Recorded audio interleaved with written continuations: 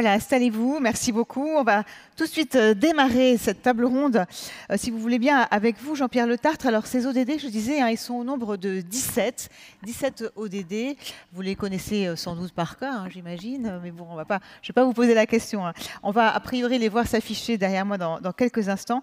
Alors, ces objectifs de développement durable, évidemment, ils sont très importants et surtout, ils donnent, on va dire, des bases. Et dans les actions locales, c'est important de pouvoir justement les retrouver pour pouvoir les mettre en œuvre. Je voudrais vous demander, donc, Jean-Pierre Le Tartre, vous, dans vos actions, voilà, on les voit s'afficher, ces objectifs, hein, ils sont nombreux, ils concernent aussi bien, évidemment, on le voit, la santé, l'environnement, ils concernent le bien-être, la vie aquatique, la vie terrestre, hein, donc les inégalités. Je pense que dans vos actions locales, vous les mettez en œuvre, peut-être pas toujours forcément en étant vraiment conscient. Finalement, comme M. Jourdain, vous faites de la prose sans le savoir. Est-ce que ces objectifs, ils guident vos actions ou est-ce que finalement, ces actions, elles démarrent d'abord finalement du prisme local? Jean-Pierre Le Tartre. Oui, je pense, alors, dans mes activités actuelles, hein, comme alors dans oui, celle... vous avez été patron de EY pendant 12 ans. Pendant 12 ans. Cabinet d'audit et de conseil. Et là j'ai repris la présidence d'une plateforme de services pour les entreprises, pour les collaborateurs dans les Hauts-de-France, qui s'appelle Entreprises et Cités. Je pense que un mot peut-être sur Entreprises et Cités, qu'est-ce que ça fait? Comment ça fonctionne? Entreprises et Cités, c'est d'abord un lieu, hein, 15 000 m², 7 hectares, qui fait des séminaires, des formations, qui est une rencontre de réseau. Et c'est une plateforme de services pour les entreprises et pour les salariés, avec un fonds de capital développement, une société de logement social et une activité aussi RSE qui aide les entreprises au démarrage de la RSE à lancer, au fond, ces ODD au sein de leur entreprise. Ça existe depuis longtemps? Ça existe depuis longtemps. En fait, il y a un point d'ailleurs, quand on parle de ces ODD, quand on parle de la mise en place de la mesure de l'impact, hein, moi, ce que je peux vous dire, c'est qu'en reprenant cette activité dans un territoire, les Hauts-de-France, il faut bien voir que c'est quelque chose qui existe depuis, au fond, qui a existé il y a très longtemps. Au fond, si je puis me permettre de vous dire ça, c'est qu'au fond, ce que je dirige aujourd'hui, ça a été créé par des chefs d'entreprise du Nord. Et l'origine, c'est avant la Seconde Guerre mondiale, quand les patrons ont décidé de se mettre ensemble et de jouer collectif. Donc on voit que c'est un concept finalement qui n'a pas vieilli. Et notamment le 1% logement qui avait été créé dans le Nord 10 ans avant que la loi l'impose pour aider au logement de leurs salariés. Donc c'est quelque chose qui existait, qui a été perdu d'ailleurs, notamment avec les théories de la financiarisation, de la profitabilité de trans avec Michael Friedman, etc. Et qui revient aujourd'hui, heureusement, comme quoi aujourd'hui l'entreprise a un impact sur son territoire. Et donc moi, ce que je puis vous dire, c'est que quand on prend ces objectifs, et c'est KPI, comme on dirait, hein, pour suivre ça, c'est qu'aujourd'hui, c'est intégré dans l'entreprise. C'est-à-dire qu'en fait, on ne fait pas le matin le chiffre d'affaires, l'après-midi les coûts et le soir un peu d'environnement ou d'impact. Tout est en même temps. C'est-à-dire qu'en même temps, on doit développer son chiffre d'affaires, en même temps, on doit gagner de l'argent, et en même temps, on mesure et on fait attention à l'impact qu'on a sur son environnement, en même temps. Et c'est ça qui fait aujourd'hui, je dirais, le levier important dans le management des entreprises, dans le financement des entreprises, dans la gestion du personnel. C'est comment on fait tout ça en même temps, parce que l'un n'est pas opposé à l'autre. Au contraire, l'un et l'autre fonctionnent ensemble. Est-ce que vous avez un exemple justement donc, concret de déclinaison de ces objectifs à nous donner? J'en aurais plusieurs. Peut-être ce que je puis vous dire, c'est que si je prends par exemple l'assiette de capital développement qui est dans cette plateforme qui s'appelle l'IRD, aujourd'hui, les critères de sélection prennent en compte ces éléments-là. C'est-à-dire qu'on n'investit pas dans une entreprise qui n'est pas sur une démarche, alors même si elle n'atteint pas tous les objectifs, elle n'est pas sur le chemin pour le faire. Et c'est essentiel. Et nos investisseurs demandent aussi à ce que ces objectifs soient respectés. Patrick Dizeneuve, alors vous êtes vous le président de Aviva. Aviva, donc société d'assurance, maison mère britannique, sur le devant de la scène en ce moment, mais on ne va pas en parler évidemment, ce n'est pas forcément le lieu pour le faire. Est-ce que vous aussi, donc, dans vos objectifs, on va dire, quotidiens, vous mettez en œuvre donc, ces ODD, ces fameux ODD? Parce que finalement, il y a une étude du BCG qui est parue la semaine dernière qui dit que les entreprises qui mettent en œuvre ce développement durable sont plus rentables que les autres. Donc ça, c'est quand même quelque chose maintenant qui est affirmé et qui forcément impacte votre fonctionnement. Alors, comme je suis l'investisseur institutionnel de service, le développement durable, il a nécessairement deux aspects chez moi. Il a un aspect en interne de l'entreprise, et puis comme investisseur, comme cible ou comme aide des investissements. Alors, les 17 ODD, évidemment qu'on s'y réfère, mais c'est plutôt effectivement un guide de réflexion puis de vérification. C'est pas un bingo où on se dit absolument chaque soir il faut avoir coché toutes les cases, hein. C'est plutôt quand une idée nous paraît bonne, est-ce qu'en plus elle rentre un peu dans ce cadre-là. Ce qui est intéressant effectivement, c'est voir qu'est-ce qui va supporter cette démarche, et encore une fois aussi bien en interne qu'en externe, parce qu'au départ ça a été beaucoup la volonté des chefs d'entreprise. Après, je pense qu'il y a eu effectivement un peu de pression à la fois des salariés, au sens là effectivement de la cohésion d'entreprise, un peu aussi de la vox populi. On se rend compte aujourd'hui maintenant qu'il y a quand même des choses qui vont soutenir ces initiatives qui sont beaucoup plus fortes. C'est à la fois que ces entreprises, et vous avez raison, il y a plein d'études qui le montrent, mais on s'en rend compte également sur le plan financier, sont plus rentables, donc ce sont des investissements rentables. Notre gamme ESG, notre gamme d'investissement durable est plus rentable que d'autres gammes plus anciennes à investissement, j'allais dire, un peu plus générique. Et en plus, parce que nous ne sommes pas que des investisseurs institutionnels, en fait, nous investissons l'argent de nos clients, c'est-à-dire votre argent et ainsi de suite. Nous avons la pression des clients qui veulent savoir à quoi va servir leur argent dans l'investissement.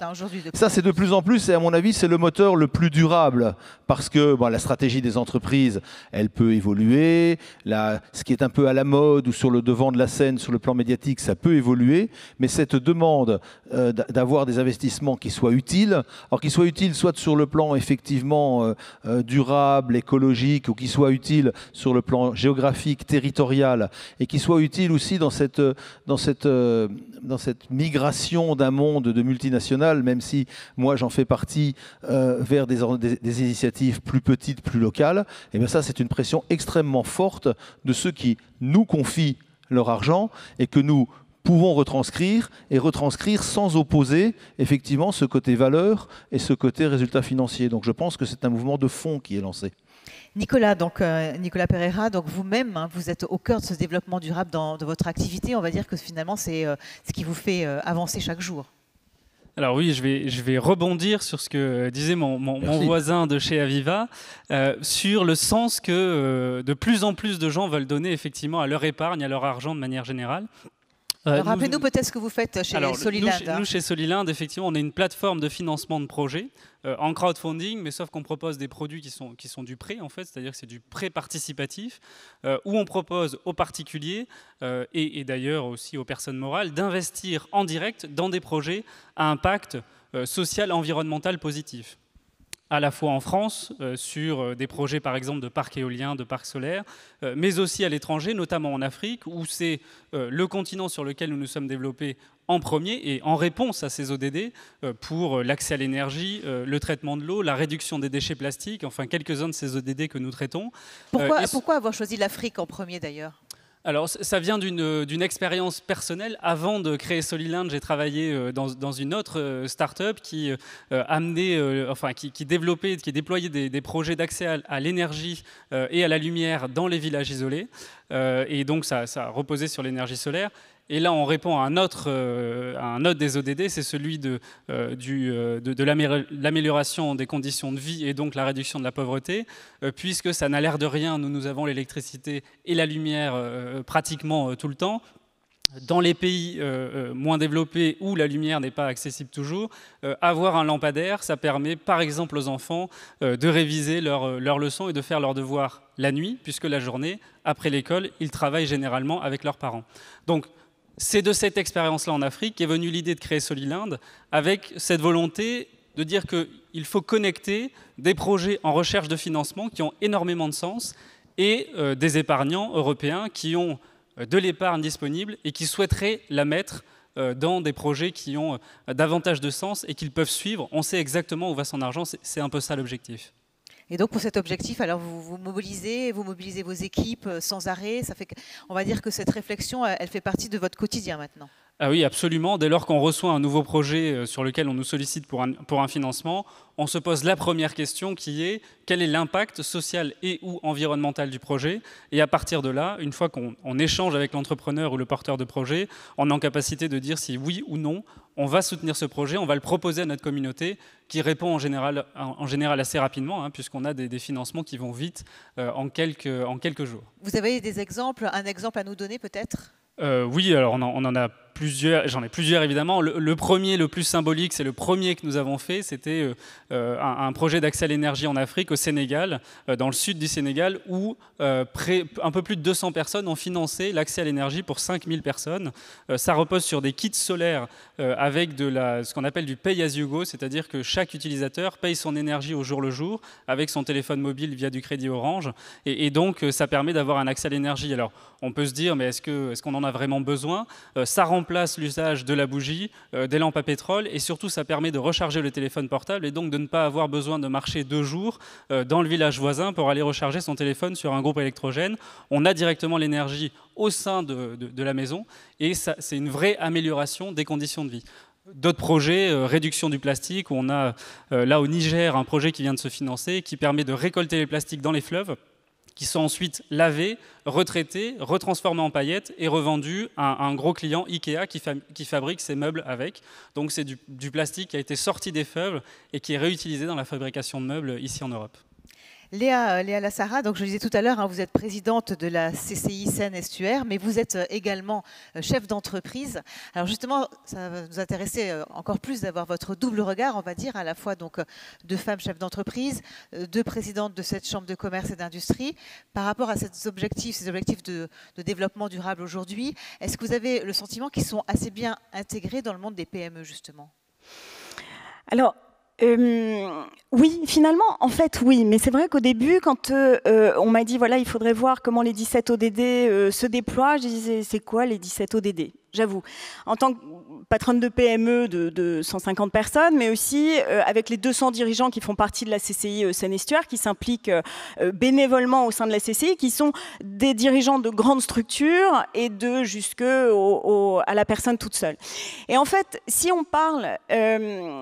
des 17 ODD, ça ne parle pas tout de suite. Hein. C'est vrai qu'aux PME, TPE, ça ne parle pas forcément. Et pourtant, les PME, TPE représentent 99% du tissu économique, en tout cas en nombre. Et finalement, on se rend compte que, oui, quand on en parle à chaque dirigeant, finalement, il fait de la RSE dans son entreprise sans le savoir. C'est ce qu'on disait un peu au début. Hein, oui, c'est ça, sans le savoir. Alors maintenant, on le sait un peu plus parce que c'est plus médiatisé. On sait qu'il le faut et on a envie. Mais oui, finalement, aujourd'hui, on est quand même plus... on sait placer. Et donc, les ODD, bien sûr, sur différents secteurs, les PME finalement sont sensibles, peut-être parfois d'ailleurs presque plus en amont que des grands groupes où la machine est peut-être plus longue à mettre en place, même si il y a les équipes qu'il faut pour le mettre en place. Et puis je dirais de toute façon, on a bien compris dans l'ensemble des entreprises, je pense, pas forcément que dans les TPE et les PME, qu'il fallait effectivement mettre la RSE au cœur de notre stratégie. D'abord, on peut y croire en tant que valeur, hein, donc le dirigeant peut vouloir le mettre en place. Il est aussi, on l'a dit là, poussé par les collaborateurs parfois. Et puis, c'est aussi un atout d'attractivité. Et qu'aujourd'hui, eh bien, l'entreprise qui peut valoriser sa démarche RSE au sein de son entreprise, elle recrutera beaucoup plus facilement. Et ça, c'est pour ça que les dirigeants, si on n'arrive pas à les convaincre par les valeurs que ça représente autour de l'environnement, du côté social, c'est au moins de les toucher en disant, bah voilà, il y a un retour sur investissement d'une démarche RSE.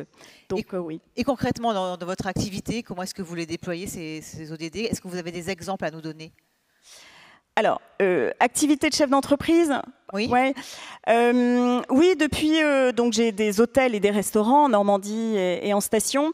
J'ai mis en place dans celui du Havre, dans le restaurant du Havre, dès le début, parce qu'il y avait aussi une sensibilité de la part de deux de mes collaborateurs. On est une équipe de 20. La mise en place du tri des déchets. tout simplement. Et aujourd'hui, l'équipe est très fière et c'est rentré dans les habitudes. Au début, c'était pas évident. Quand on leur dit il y a un sachet de thé, il faut que tu enlèves l'étiquette et que la mousse, tu la mets là et l'étiquette, tu la mets là et on retraite. Et aussi, j'avoue que pour ce restaurant-là, on a aussi aidé par une société, une start-up, qui a mis en place un service à destination des restaurants pour permettre le tri des déchets. Parce que souvent, on dit, bah oui, il faut trier les déchets. Mais moi, j'ai un restaurant aussi, hôtel à Honfleur.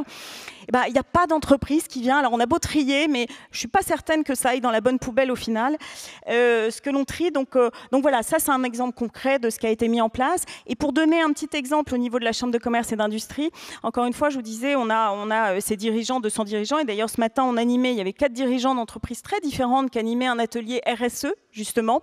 Et donc, c'est ça aussi. Mon job de présidente de CCI, c'est de faire en sorte de réunir les dirigeants, encore une fois, quel que soit leur secteur d'activité, la taille de l'entreprise, et d'échanger sur ce qui se fait et d'échanger les bonnes pratiques, de dire ah ouais, toi tu as acheté des véhicules électriques pour ça, bah tiens, comment tu as fait, comment tu gères les recharges.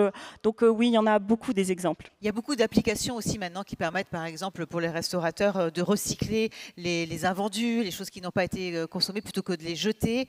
Il y a beaucoup, on va dire, le numérique qui vient aussi vous aider finalement à innover, parce que l'innovation, et ça c'est quelque chose de commun à vous tous, c'est vraiment le nerf de la guerre, justement, pour arriver à mettre en place ces objectifs, pour arriver à finalement trouver de nouvelles façons de les décliner. Oui, tout à fait. Il y a des applis qui sont mises en place et qui, d'ailleurs, ont énormément de succès aujourd'hui. Il y en a qui sont un peu moins connus. Mais effectivement, c'est mis en place et ça nous aide parce que, c'est sûr, il y a le tri des déchets. Alors, quand on est dans un restaurant où, de toute façon, on fait que du frais, le problème ne se pose pas, mais ce n'est pas le fait partout. Mais même une boulangerie qui a des invendus en fin de journée, de pouvoir dire qui va pouvoir en bénéficier plutôt que de tout mettre à la poubelle, c'est vrai qu'on est aidé. Et ça, justement, et je pense que les jeunes, là-dedans, apportent aussi énormément. Alors, quand je dis jeunes, j'ai l'impression d'être une vieille là, mais bon, d'apporter des idées parce que ça fait partie des valeurs de plus en plus et ça nous aide. Et les applis dont vous parlez, effectivement, elles sont créées par cela aussi. Donc vous parlez donc des attitudes vertueuses, donc de recycler les déchets par exemple, donc de moins polluer. Alors justement, donc ça fait bien la transition avec une question de Basile qui veut nous parler justement de ce problème de la pollution. Oui, on a eu l'exemple ici d'entreprises vertueuses pour l'environnement, mais certaines bien plus polluantes qui ne font pas forcément d'efforts au niveau de l'ODD. Est-ce que nous pouvons encore donner des subventions à ces entreprises très polluantes ? Alors, je ne sais pas qui veut répondre. Donc, est-ce que si on pollue, on a le droit d'avoir des subventions ? A priori, non. Mais oui, bon. Moi, je ne donne pas de subvention non plus. Non, la question est vraiment à deux niveaux et c'est vrai que je suis surpris par le terme subvention. On a d'abord la partie investissement. Un investissement, ça doit avoir une rentabilité et en plus, on est quand même dans un monde économique sur lequel il peut y avoir des aides. Je pense que la question environnementale, elle se pose aux deux niveaux. C'est-à-dire, a-t-on envie d'investir dans des entreprises qui ne respecteraient pas et qui ne chercherait pas à respecter ce genre de critères? Je pense que c'est quelque chose c'est une question où la réponse simple, c'est non, on n'a pas envie.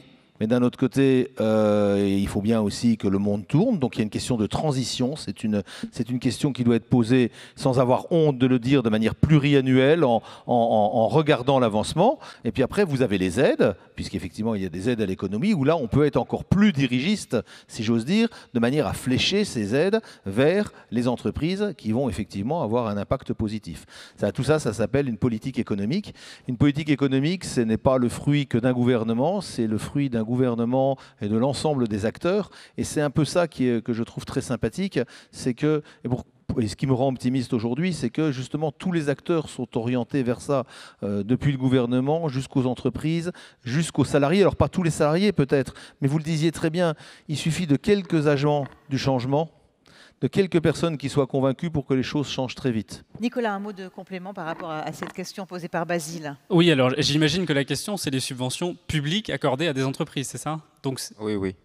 C'est ça, d'accord. Alors sur cet aspect-là, moi je pense qu'il faut revenir à l'origine de cette table ronde qui est celle des investissements positifs. Donc on peut considérer que pourquoi est-ce qu'aujourd'hui on a besoin d'investissements positifs ? Parce que les entreprises, elles sont en transformation. Donc d'un point de vue moral et politique, on peut dire non, il ne faut pas subventionner des entreprises qui polluent. Mais si on fait ça, on ne subventionne plus aucune entreprise, puisque à partir du moment où on a une activité, ça génère une pollution, alors qui peut être réduite, diminuée par des investissements des investissements positifs, en tout cas des investissements matériels ou immatériels qui permettent à l'entreprise de réduire son impact. On est quand même dans un monde qui fonctionne grâce à de la valeur ajoutée qui est créée notamment par les entreprises et qui finance le reste des activités et notamment la redistribution sociale. Si on suggère que toutes les entreprises sont par nature mauvaises parce qu'elles polluent et qu'on ne les accompagne pas, moi je suis davantage convaincu que si on veut transformer la société vers un objectif qui est réel, celui du changement climatique, du réchauffement climatique, qui est une réalité. D'ailleurs, de nouveau, je sollicite mon voisin de chez Aviva, qui sur le milieu de l'assurance, il y a un vrai sujet sur l'assurabilité d'un monde qui se réchauffe. On est obligé d'inciter les entreprises à le faire.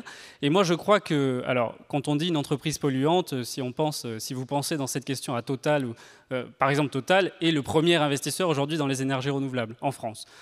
Donc, oui, je suis d'accord, moralement, politiquement, subventionner des entreprises qui polluent, ce n'est pas normal. Mais en même temps, on a besoin aussi d'accompagner les entreprises dans leur transformation, y compris celles qui polluent, en les incitant à être davantage vertueuses, parce qu'on a besoin des entreprises et que c'est donc la vocation de l'État et des collectivités d'accompagner les entreprises dans leur transformation, en plus de toutes les initiatives entrepreneuriales que l'on connaît.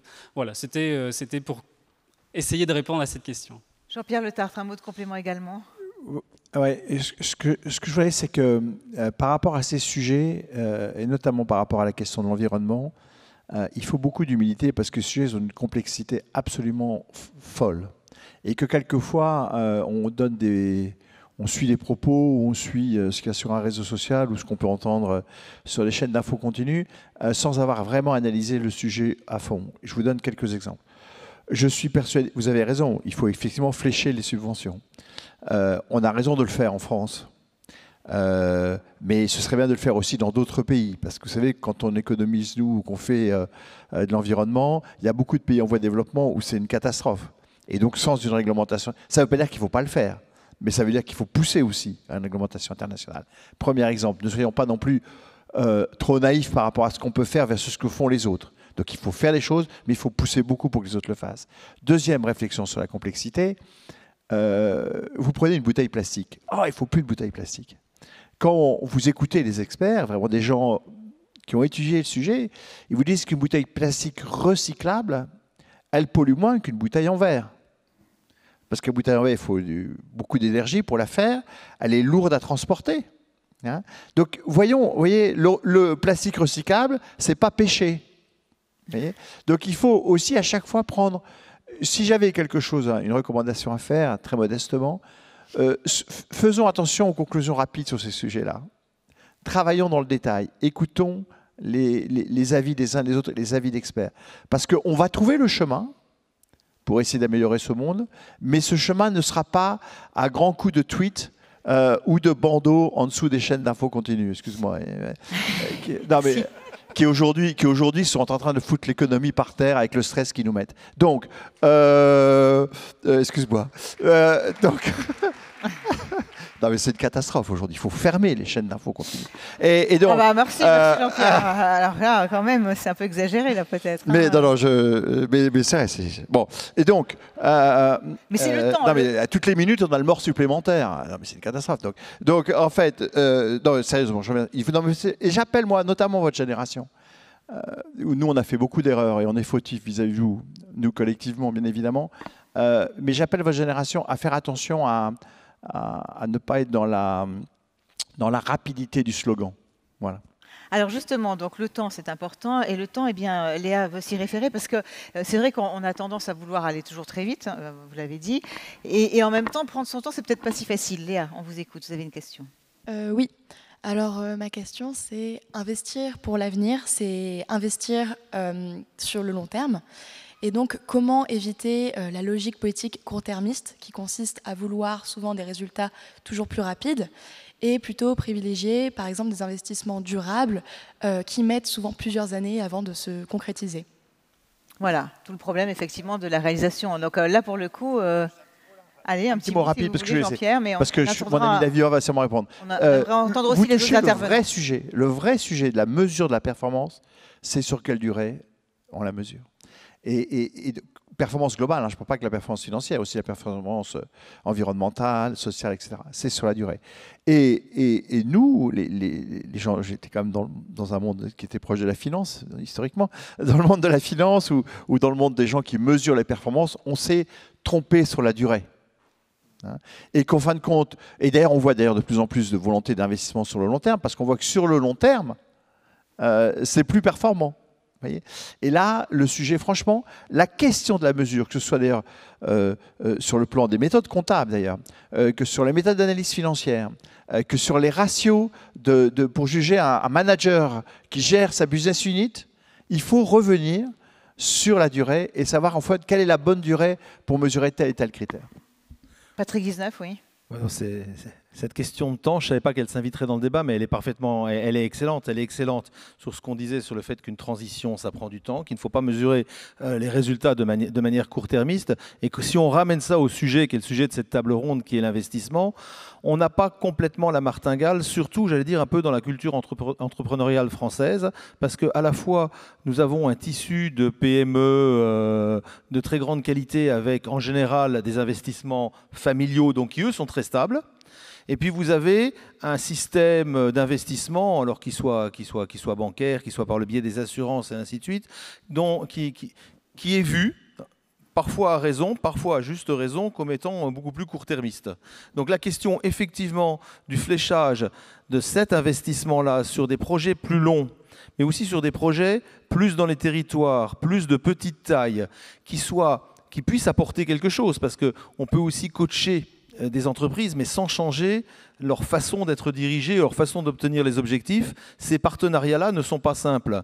Alors, il y a des choses qui se développent. La situation est nettement meilleure qu'elle ne l'était il y a 5 ans, aussi bien au niveau des startups, alors soit par le biais, je lui renvoie la balle, il me l'a envoyé 2 fois, il n'y a pas de raison, de mon voisin de droite, soit même au niveau encore un peu plus tôt, comme les projets qu'on peut recevoir sur la Fabrique Aviva, là, qui sont vraiment des idées de projets à leur tout départ, et même dans des étapes un tout petit peu plus longues, il y a de plus en plus de capacités de financement vers les territoires, vers des sociétés plus petites, où là, quelque part, la notion de temps est peut-être plus facile à développer qu'elle ne l'est dans les grandes entreprises. Nicolas, Léa Lassarin, un mot peut-être sur cette notion de temps. Peut-être un petit mot avec cette casquette PME, justement. Je pense que, je ne sais pas, effectivement, c'est peut-être compliqué. Elle est très intéressante, cette question. C'est compliqué de se dire, pour une PME, j'investis pour dans longtemps. C'est compliqué, pas que pour les PME d'ailleurs, hein. Je pense que c'est compliqué pour tout le monde. Parfois, il y a des obligations de retour sur investissement rapide. Par contre, là encore, je pense que parfois, on le fait sans le savoir. C'est-à-dire qu'on ne se pose pas la question du temps. Et c'est pour ça, quand on dit long terme, et moi, je sais pas quoi répondre à c'est quoi le long terme. C'est 5 ans, 10 ans, 100 ans, 1000 ans. Enfin, donc là encore, qu'est-ce qu'on peut établir comme durée? Et c'est pour ça que je crois que parfois, on le fait peut-être de plus en plus. Et sur des petites choses toutes bêtes qui rapportent peut-être moins sur le court terme, mais qui rapportent quand même. Donc je crois qu'il faut qu'il y ait cette notion de rentabilité, pas immédiate, mais enfin rapide. Et bien sûr, on investit et on ne parle pas que d'argent. Quand on a une politique salariale ou une politique sociale au sein de l'entreprise, c'est de l'investissement qui peut rapporter à court terme, mais aussi bien sûr à long terme. Nicolas Pereira, donc pour vous, est-ce qu'il y a une contradiction entre des objectifs court-termistes et des objectifs de développement durable plus longs? Peut-être pas forcément. Alors, disons que quand on est dans le cadre d'une jeune entreprise comme la mienne, le court terme, c'est 1 mois. Le moyen terme, c'est 6 mois à 1 an, et le long terme, c'est 2 ans. Donc, déjà, on est sur des échelles de temps qui sont très différentes parce que ces jeunes structures, ces startups qui se créent, on est dans une échelle de temps très courte parce que tout va très vite. Et par ailleurs, la société elle-même exige du temps de plus en plus court. Les réseaux sociaux, tout est dans l'instantanéité. Et donc, c'est très difficile d'être à contre-courant de cette évolution sociétale qui fait que tout va toujours plus vite et qu'on attend les résultats toujours plus vite. Y compris, et je m'inclus dedans, la jeune génération est sans doute beaucoup moins patiente que nos aînés sur ce qu'on attend et les résultats que l'on attend. Donc, il faut leur demander. Il faut leur demander. Non, mais c'est vrai. On a quelques années d'écart, mais sur le fond, je pense qu'on est né dans cette génération des réseaux sociaux et de l'Internet, et donc de l'instantanéité, qui fait qu'on est beaucoup plus exigeant sur le résultat tout de suite, le plus vite possible. Donc c'est vrai, il faudrait retrouver un temps long. Je crois que la création du Haut Commissariat au Plan vise cet objectif de penser l'avenir, de le penser seulement, et ensuite la mise en application viendra plutôt des territoires. En tout cas, c'est comme ça que c'est présenté. Mais il faut aussi qu'il y ait des projets en face, parce que dernier point sur cette notion de temps, aujourd'hui, il y a énormément d'argent, alors vraiment beaucoup, qui est injecté partout, mais il n'y a pas de projet. C'est aussi un des problèmes. Dans le développement durable, il y a très peu de projets qui sont viables. Et donc, tout cet argent existe dans les fonds ISR que vous avez, mais des fonds d'investissement. Aujourd'hui, ils trouvent peu de projets. Donc, ils ont des moyens, mais il y a peu de projets. Et pourquoi alors? Pourquoi les projets sont peu viables, finalement? Alors, je ne sais pas s'ils sont peu viables, mais c'est-à-dire qu'entre l'incantation et la réalisation, il y a un écart énorme, hein, forcément. En théorie, tout est facile, et en pratique, c'est toujours très compliqué. Et donc, du projet, de l'idéation à la réalisation et au fait que ça fonctionne, il y a toujours un écart énorme, notamment lorsqu'on est dans des contre-modèles, ou en tout cas des modèles en transition sur lesquels on bascule. Alors, quand on dit qu'on est une entreprise à impact positif, il y a encore beaucoup de gens qui vous regardent, dans les banques notamment, en disant « Attendez, une entreprise, c'est fait pour générer du bénéfice. Ça veut dire quoi, être à impact positif ?»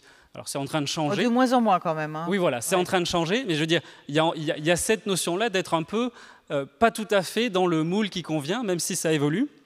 Et donc je pense qu'aujourd'hui, on manque de jeunes et de moins jeunes, mais qui vont porter des projets, qui s'associent pour créer des projets qui ont du sens, qui sont bien maturés, parce qu'ils sont bien accompagnés. Aujourd'hui, il y a les accompagnements qui existent. Donc, si nous voulons faire des projets de long terme, vous êtes tous les trois peut-être de futurs entrepreneurs, allez-y et montez des projets qui ont du sens et qui auront de l'impact positif sur le long terme. C'est à nous de nous emparer de ce sujet, je crois. Patrick 19, un mot de complément par rapport à ce que vient de dire Nicolas Pereira. Je pense que toutes les questions, que ce soit nos commentaires à votre question initiale ou les questions qu'on vient d'avoir, montrent effectivement ce que vous disiez, c'est-à-dire que toute réponse à l'extrême du spectre est vouée à l'échec. On est tous pleins de contradictions, pas uniquement nous les anciens, hein, parce qu'effectivement, peut-être plus sensible que nous à l'impact positif, vous cherchez du long terme, mais vous avez, ça a été très bien dit, l'impact court-termiste de vos smartphones, de vos réseaux sociaux. Donc en fait, je pense qu'il faut là effectivement se donner le temps de cette transformation. Alors il faut sans doute effectivement des succès rapides pour soutenir l'idée, mais c'est plutôt en jouant sur un peu chacun des leviers de la positivité qu'on fera des solutions durables, plutôt que des choses qui seront qui auront le risque d'être juste des effets d'annonce. Alors on a parlé justement donc de la différence, on va dire, d'acceptation finalement du projet, de la façon dont vous les jeunes, vous pouviez le voir. Et justement, donc vous avez, Joachim, une question sur cet engagement aujourd'hui des jeunes et comment il doit se développer. On vous écoute. Alors exactement, pour rebondir sur cette question de la jeunesse, comme vous le savez, il y a chaque fois plus d'initiatives qui se mettent en place pour accompagner les jeunes dans la réalisation effective des objectifs de développement durable. Par exemple, Millennium Fellowship est un programme co-organisé par l'ONU et Lina et moi, nous en faisons partie. Je vois aussi mes camarades là-bas qui en font partie. Et le but de ce programme, c'est justement d'accompagner les jeunes et qu'ils mettent en place les objectifs de développement durable. Donc, ma question est très simple. Faut-il cibler les investissements aussi dans la jeunesse pour qu'elle mette en place ces objectifs? Et si oui, comment le faire? Une question pas facile, hein. Donc effectivement, une question, donc comment cibler les investissements? Merci. Alors, je suis juste un peu moins jeune, hein. Je ne me classe pas dans les vieux non plus, non. Blague à part, oui, il faut cibler effectivement la jeunesse pour une raison très simple, c'est que si on veut donner du temps aux choses de se faire, si on veut donner du temps au changement culturel, ce n'est pas simplement sur un prospectus d'une entreprise, une notice produit, et ainsi de suite. Donc l'accompagnement, il se fait dès le départ et vous avez baigné dans ce risque pour la planète et même si vous y participez quand même, mais vous y avez baigné depuis que vous êtes plus jeune, là où, comme on l'a bien dit tout à l'heure, nous, on a certainement une part de responsabilité et on essaye simplement de la corriger avec nos petits bras musclés en ce moment. Maintenant, accompagner les jeunes, ce n'est pas uniquement une question financière de subvention. Et on en revient exactement à la question qui a été dite. Quels sont les projets et quels sont les projets viables ? Je parlais tout à l'heure de l'initiative vraiment très early stage, comme on dit, qui est la Fabrique Aviva. Moi, j'ai été très surpris parce qu'on a des projets qui sont juste merveilleux. Mais finalement, dans ces projets merveilleux, il y en a quand même une proportion importante qui pourrait ne pas être viable à terme. Il ne faut pas opposer la positivité avec le fait de gagner de l'argent. Pourquoi ? Parce que les subventions n'ont qu'un temps. Donc il faut effectivement des projets qui soient financièrement viables pour trouver des investisseurs institutionnels comme moi, pour trouver par le biais de la plateforme des financements. Donc la question industrielle qui va être derrière les bonnes idées est au moins aussi importante. Donc vous avez encore quelques années de jeunesse devant vous. Je suis certain que vous êtes plein d'idées. Ces idées, il va falloir les structurer de manière à ce qu'effectivement elles puissent prendre corps et attirer l'investissement, pas uniquement sur la rentabilité de l'investissement, mais parce que au bout d'un moment, il faut que le moteur, il ne peut pas travailler qu'à coup de démarreur. Le moteur, il faut qu'il s'auto-entretienne.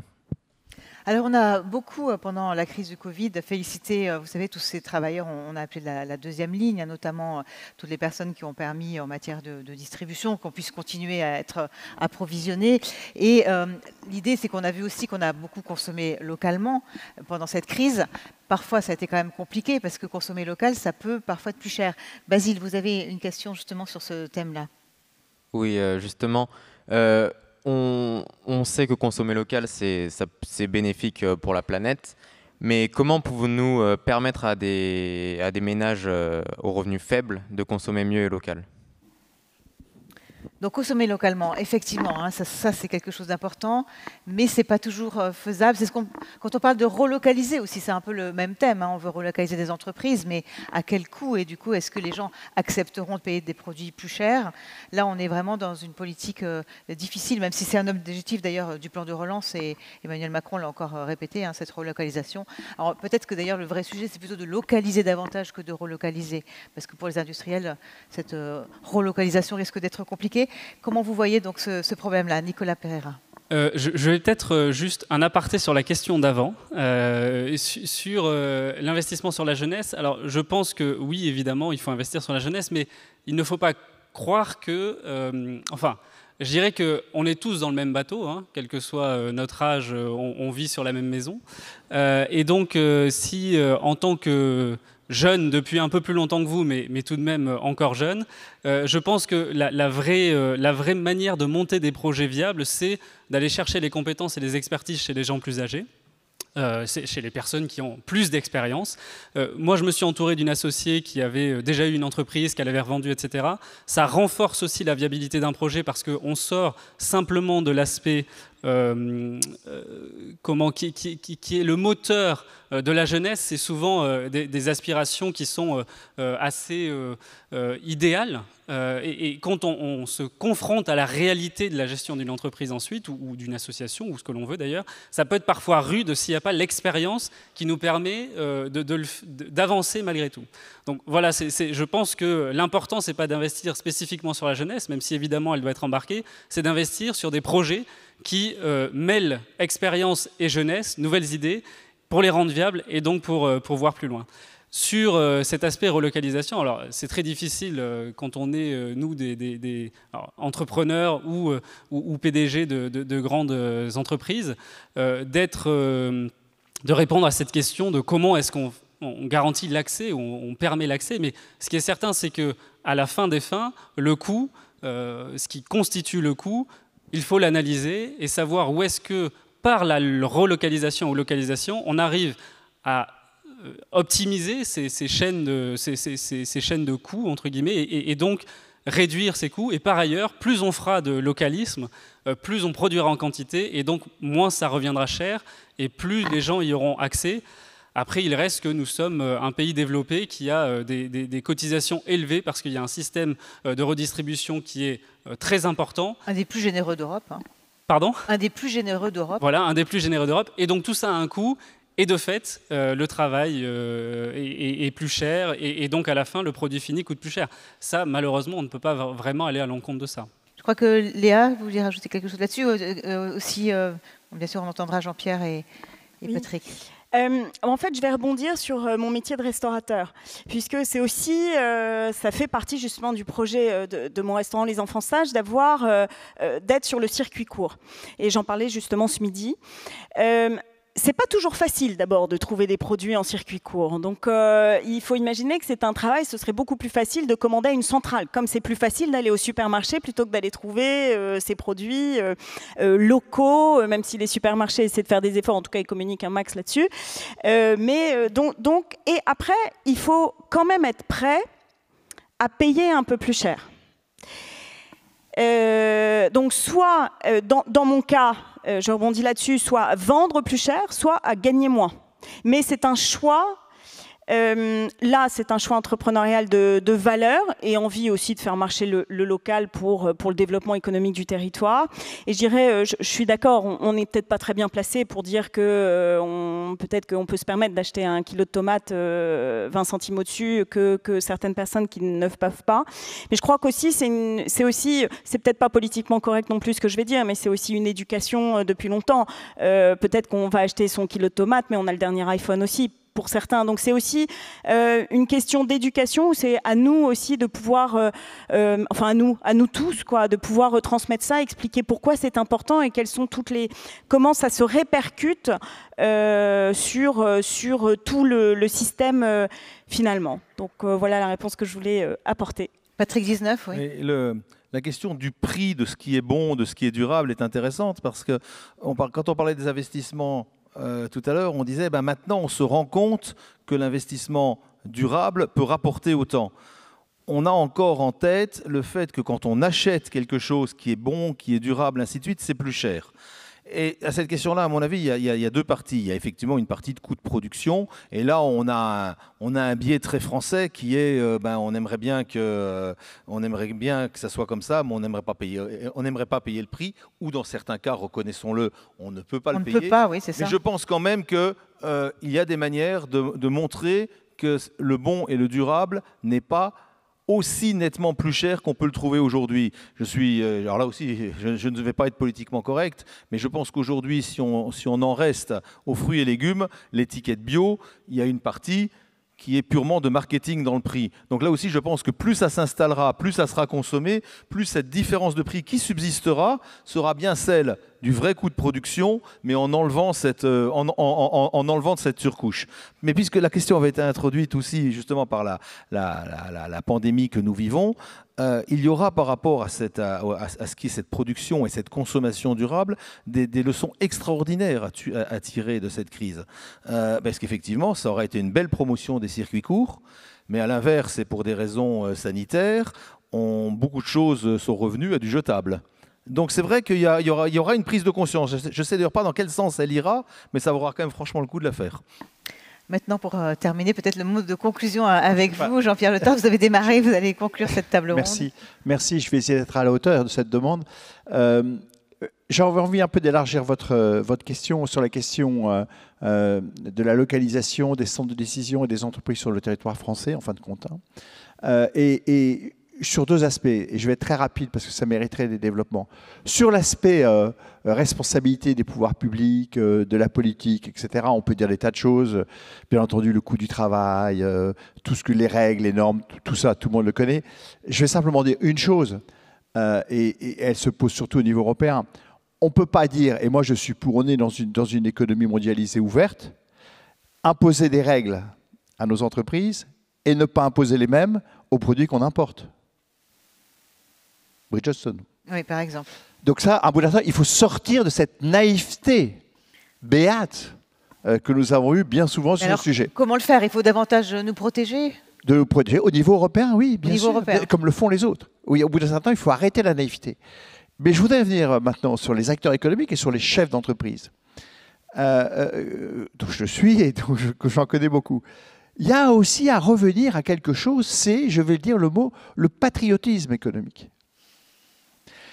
En fait, beaucoup d'entreprises, et c'est un peu en France le cas, au fond, un peu parce qu'ils sont devenus mondiaux, internationaux, même des belles ETI, etc., qui se sont développés, et au fond, se sont moins occupés du territoire. Et c'est vrai qu'ils disaient, je ne m'en occupe pas, parce que tu as vu, on paye déjà 57% de charges et d'impôts. Donc c'est à l'État de s'occuper du territoire. C'est un peu, vous savez, ce que j'appelle « j'ai déjà donné ». Bon.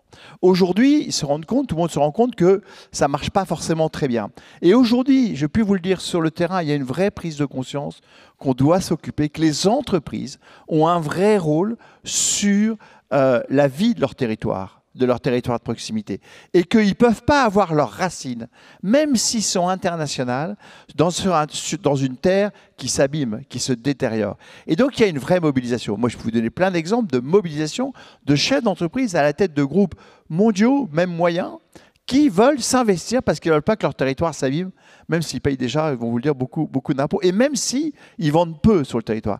Et c'est cette mobilisation qu'il faut pour, effectivement, maintenir des entreprises sur le territoire, qu'elles puissent se transformer, qu'elles puissent se développer, maintenir des centres de décision. Et ça, aujourd'hui, moi, j'en appelle, non pas uniquement au pouvoir public, parce qu'il y a des limites aujourd'hui.